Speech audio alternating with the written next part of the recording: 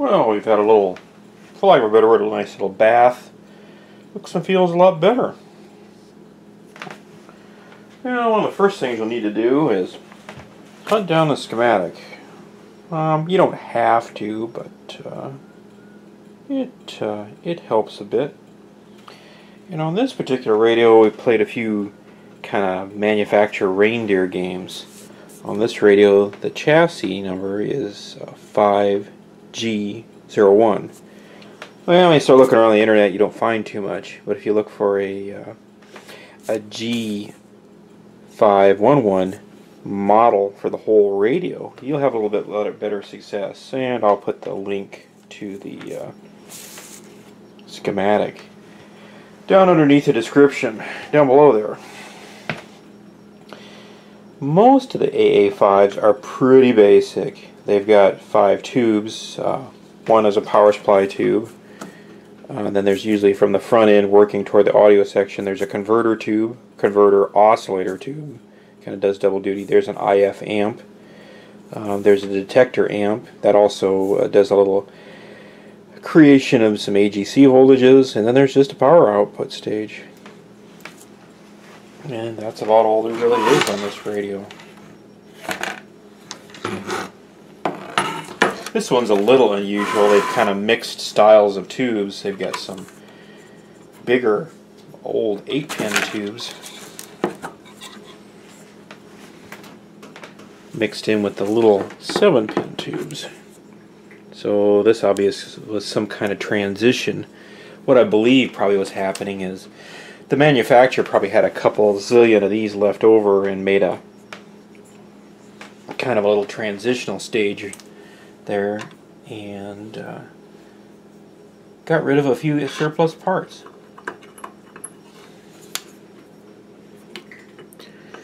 See if we can get that back in there. There's a couple ways you can go. You can always make some dangerous assumptions too. One of the dangerous assumptions potentially is that that all these tubes are correct in these radios. Now, I've been doing this a number of years, and for the most part, I haven't found too many tubes that are incorrect. Once in a while you get burned, but as long as you kind of remember that in the back of your head, now you can err on the side of caution and take all the tubes out and check them. Before you get to yanking them all out, you may want to do that one at a time and look at them. There is a possibility of you know, somebody substituted a tube or something, and the set may work just fine. It just doesn't have what came from the factory there. These sets are really pretty basic. They just have the kind of basic tuning here. One side is the RF tuning from the antenna, forms the tank circuit there. The other side is the oscillator side. Then it's got the IF. Here's where the sensitivity in these radios comes from. There's actually 4 stages there of tuning. The filter cap on this particular radio is up on top. A lot of times these power supply caps are tucked up underneath. Then just a basic speaker, the little transformer that couples the high voltage side to the steps it down to the speaker or the voice coil line side. Usually these radios have a little dial light in them too. Underneath, and just a quick note, around front there's usually a pretty basic tuning mech. This just has a little rod here with a dial string tucked on it. Sometimes it's good to look at all this real quick, or maybe take a quick picture. What I've had happen before is you get this all up and running, you don't think too much about the tuning, and then you start fiddling with it. Well, if it's sat for a long time, sometimes moisture and corrosion can form on some of these surfaces where the dial string collects there, and you get to tune it and then the string will break. Well, if you didn't pay attention, you might have a little bit of trouble putting the string back together, and sometimes there's multiple turns around these tuning dials and stuff. Another thing you want to do too is you may not want to get too rough poking around on here. Sometimes these caps are stood above ground with some little rubber grommets, and maybe the test of time hasn't been too kind to those. Another little pro tip that you don't see, you see guys do it and you don't, and I'm always a little puzzled by it, and I'm guilty of this. You really, if you're going to roll this around, you really ought to take and cover this with something. all you need is some stiff plastic. It doesn't have to, you could cut the side of it of a milk carton or milk container. I don't know, even some stiff cardboard just to protect the speaker. Because sure as heck, you'll get to doing something, and before you know it, something will get run through there like a screwdriver or a tool or your finger. You never know. Underneath here, there's not a terrible lot.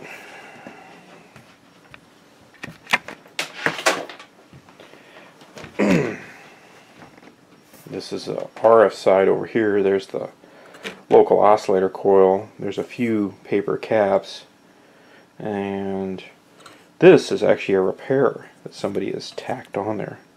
They put it in parallel with that big filter cap up on top. Maybe not a great practice. It's a common practice, but maybe not a great one. Reason being is if that old cap shorts or something, it'll potentially wreck the radio and spoil your repair. You went to all the trouble. More appropriate would be to replace it completely, or you could always cut it loose and leave the wiring intact if you're a little uneasy about that. It's simple enough to do. I have found that doing the right thing is usually the hard thing. So if you're wondering whether something you should be doing is the correct way or doing it right, if it seems a little difficult or doesn't seem super easy, then maybe it's the right way. And you can see the rest of the radio here. You just got the on-off volume control. And this one actually has, they've used some color-coded wire in there. A lot of times in these radios you'll see one lone resistor that's usually kind of seems out of place. Like this here is a 2.2 meg ohm resistor. More than likely that's the AGC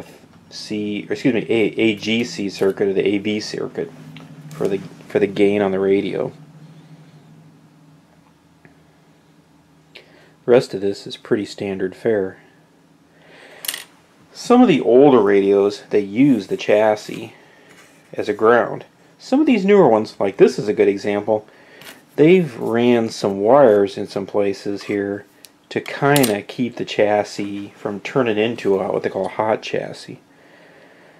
Probably again your best bet is to err on the side of caution and just treat all these radios like hot chassis radios. There is a coupling cap from the B minus, or the kind of the wire power ground here, to the chassis. But if for some reason that should short, you might get a little rude surprise. Another good thing to do is check over the line cords and maybe think about putting a polarized plug on there. But the radio is yours to do with as you wish. These paper caps, most of them probably got to go. Here's a good example. I'll spin this baby around.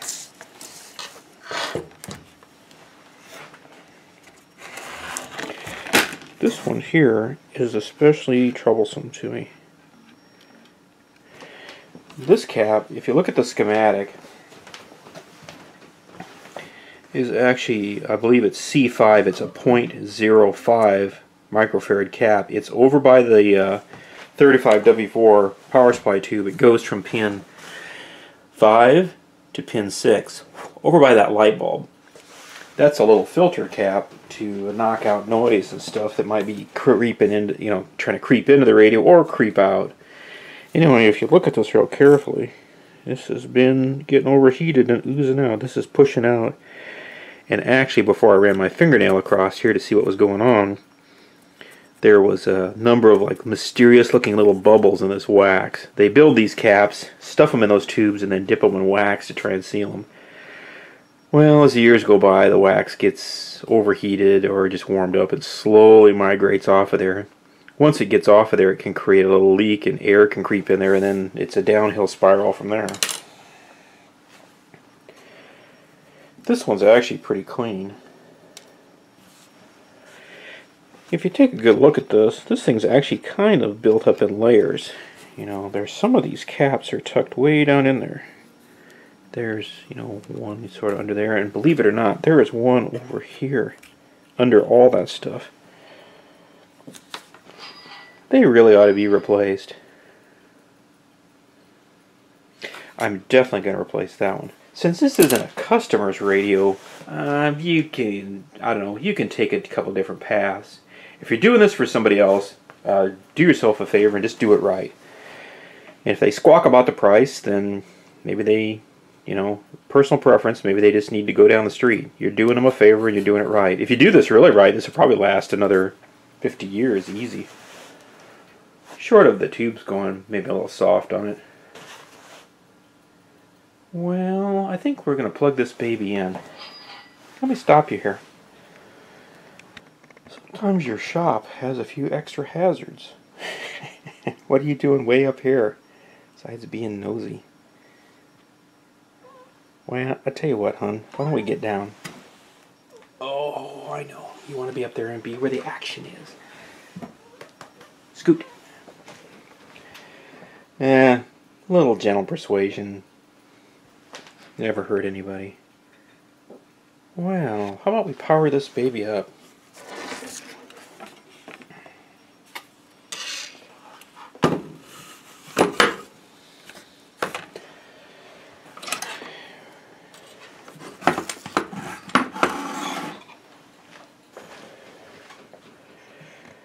So, I've got a current limiting and my variac over here. We'll get the light bulb out front where we can kind of see what's going on. Go ahead and we'll kind of tune over where I believe the thing is. We'll set the volume. Now, I'm not going to go into a lot of hoopla about the potential hazards of these. My suggestion is you look it up, or I've got a YouTube video that talks about hot chassis radios. I suggest you look at that, and I'll put a link to that down at the bottom. Basically what I'm going to do here is just slowly start ramping the voltage up and watching. I've got a voltmeter and a current meter, and I've adjusted my current limiting appropriately.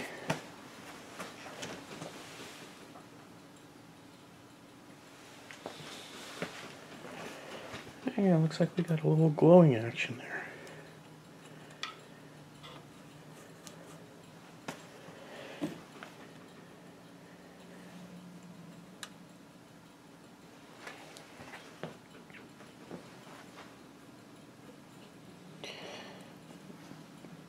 I don't see anything coming on, but something must be working, otherwise this light wouldn't light up. It's part of the series string. All the filaments on these radios are in series. Keeps the cost down, hence no power transformer.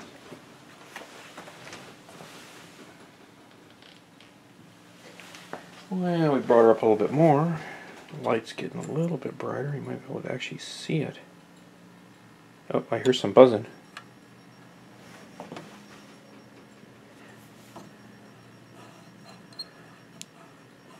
Pretty faint in the background.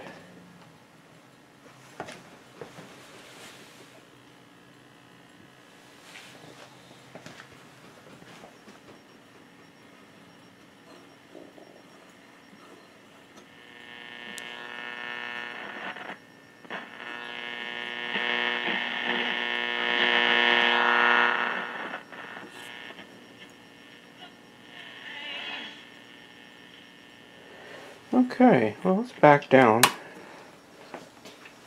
and we'll kind of flip this baby over. So it appears that nothing bad is going to happen. Well, I'll get out my analog meter here. And usually the power supplies run at about 130 volts on here. On this one, since the chassis isn't ground, you're going to have to snoop around. Probably a good place to grab a ground is over by that actual filter cap. Usually the 4 tabs around the outside of the perimeter, on the very outside, are at ground. And looks like that might be ground right there. Be kind of careful. Sometimes those capacitors are set in a kind of an insulating ring, a phenolic ring. If you get hooked up there and get your lead leaned over, you could connect the negative of the power supply to the chassis inadvertently. It would be a bad thing.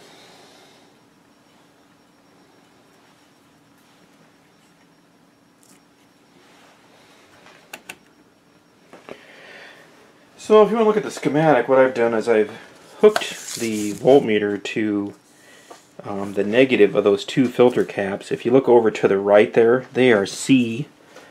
It looks like 15 and 18, and they're 20 microfarad and 80 microfarad.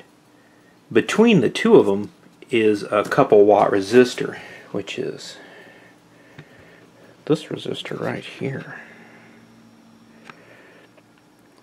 Right there. I just hooked up to it. So we'll go back to the voltmeter. And I kind of reset the variac again. And we'll go from there. Let's see here if we can make things maybe a little easier to read. It's not perfect, but it's not bad. We're on the 300 volt scale, which is the scale below this black scale,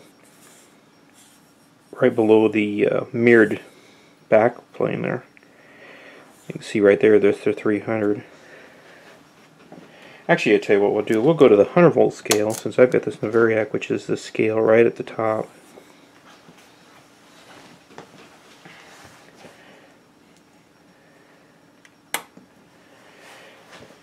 And we'll just turn it on. I've got the variac set at about, I don't know, about 50 volts, just to kind of bring it up. And it'll take a little bit to warm up. Don't get too impatient with this stuff. Today's modern age stuff comes on in an instant. This is vacuum tubes, and it can take a minute or two to warm up. You might think something's wrong with something, and really isn't. There, the meter's starting to take off there. So what are we at, about 30 volts, 40 volts. This ought to probably top out at about, I don't know, 60 volts, I'm guessing, somewhere around there. And we're getting close. And you can see it's still warming up. Okie dokie. Let's turn the volume back up. I'm going to bump up to 75 volts here. And we'll wait for the filaments and stuff to catch up.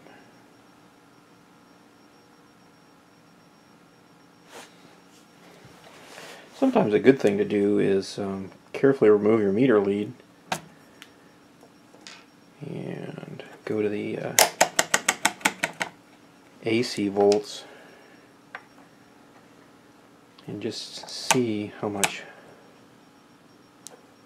hum there is on there. Not a lot, so we look like we're in pretty good shape. If you're using an older analog meter, you'll have to disconnect the leads. If, like on this one, to go from DC to AC, you're going to have to sweep through current or the resistance scale. Won't do that meter any good with 100 volts on there. And we're getting up to about 80 volts. When you start getting around 80 or 90 volts on these, usually you start hearing something. And I've got the volume turned pretty far up. Just a little buzz.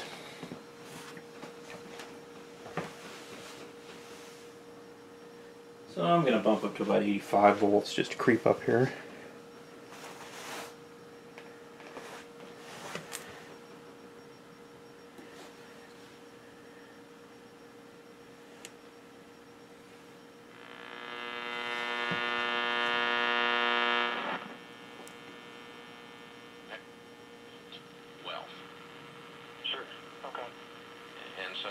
That's what you start to show them. You say, okay, do you want to be wealthy someday? Let me show you how to do that. Right? Obviously, you're talking to the wrong crowd. If you get your radio up and running and don't have any success tuning anything, and you're not having trouble with your power supply, there could be a couple things wrong. A kind of a sneaky little way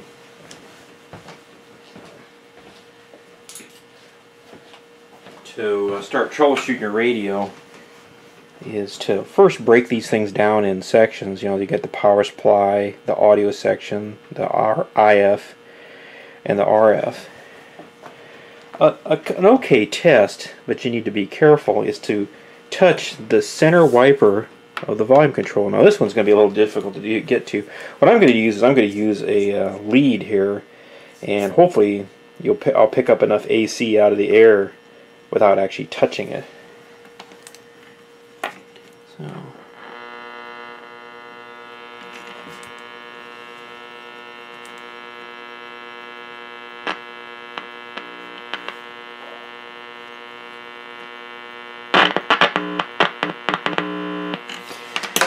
That buzzing noise pretty much tells me that within reason the audio section is running. Also tells me that the power supply is probably in decent shape, although the meter kind of tells you that there too. Well, how about we get the rest of the way up to the top here. Let's go to the 300 volt scale. And like I said, this thing ought to top out at about 130 volts.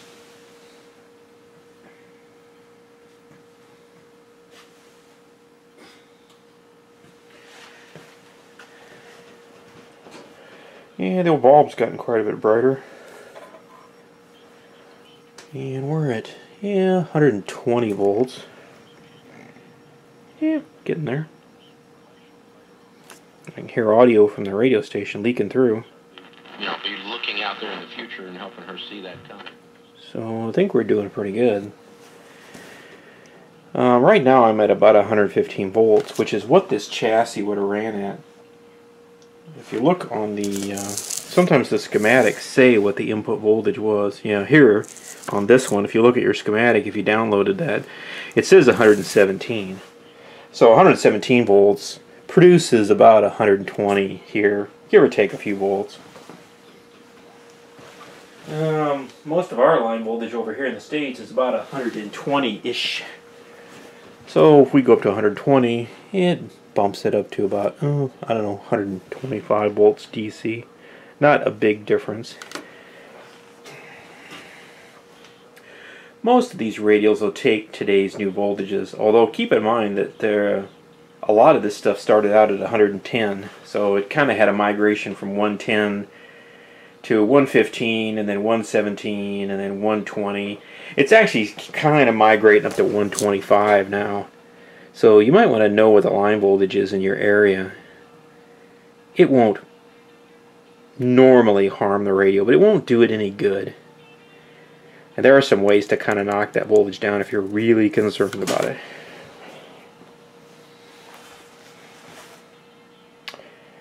Well, let's take the meter out. We'll look at the ACs, how much AC's floating around in there. Boy, not a lot. I think we're doing pretty good. So that cap is in pretty good shape. We can go on the other side of the other cap. Just check it. This is on the other side of the 22 ohm resistor. Between the 22 ohm resistor, the cap, and the what do I want to say, the rectifier tube. So it's technically on pin 7 there. Yeah, about 130 volts. That's about right. Well, it looks like we picked a good candidate. Every week, the culinary emails create a delicious, healthy new for you with the core. No matter what their degrees are.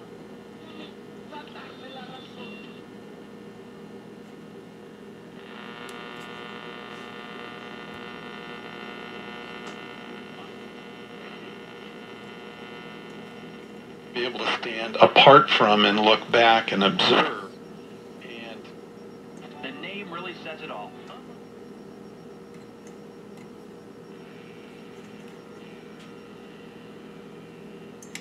Petition before you even start shopping. As counseling with all the fees.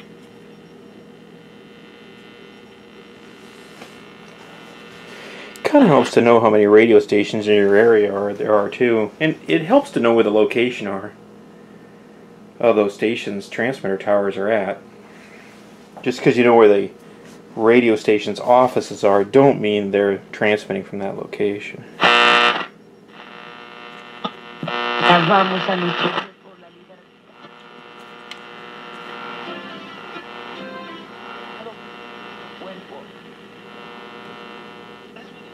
You and your car with the right car insurance for the right price. place right now because it's a photo.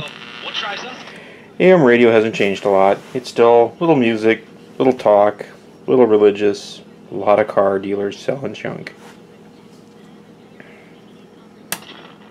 Well, I think we'll stop here and let you kind of take a little break. And I'm going to plot the next move, see what we really got to do.